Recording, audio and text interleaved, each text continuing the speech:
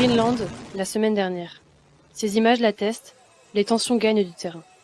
Nichées entre le sud-ouest de Blueland et le nord-ouest de Redland,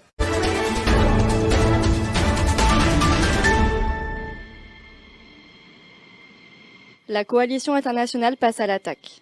Malgré des mois de négociations, le Redland refuse de quitter le Greenland, ce territoire bluelandais envahi en février dernier par les troupes de Marco Ramus. L'heure est désormais aux démonstrations de force. Alors que le Redland a accentué ses manœuvres navales dans le golfe de Gascogne, les forces aériennes françaises et leurs partenaires ont mené hier leur premier raid aérien. C'est depuis la base aérienne de Mont-de-Marsan que les premiers avions de chasse de la coalition se sont élancés pour pénétrer les lignes ennemies. Leur objectif, frapper un centre de détection et de contrôle redlandais au nord du pays.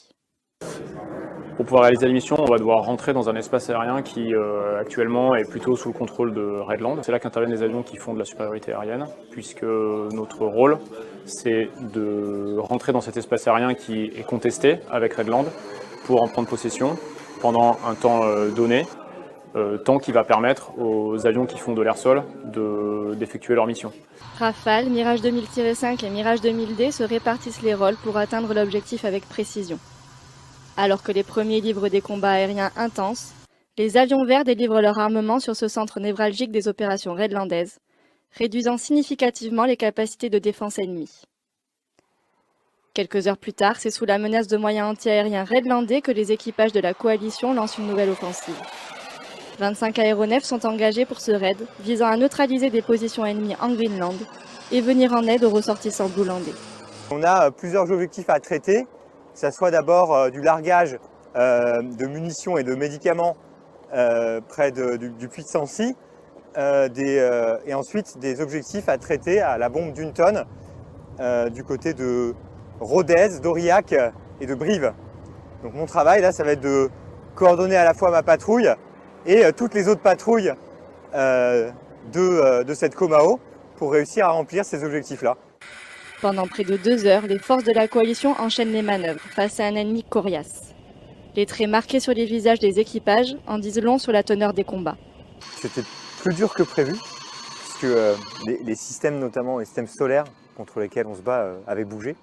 Donc c'est quelque chose qui est anticipé, qui est prévu, et ça a été bien pris en compte pour les avions de transport qui ont réussi à larguer leur colis comme prévu. Par contre, pour nous, ça nous a obligés à changer notre axe d'attaque. On a eu beaucoup plus de mal à rentrer dans les lignes. Pour l'heure, les équipages poursuivent leur engagement en frappant les objectifs stratégiques ennemis, tout en visant à acquérir la supériorité aérienne.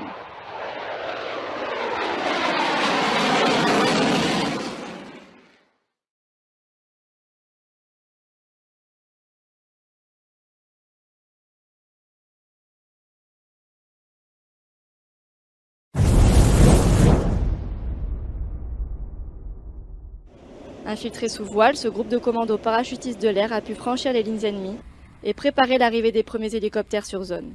Thank you so much for watching my video.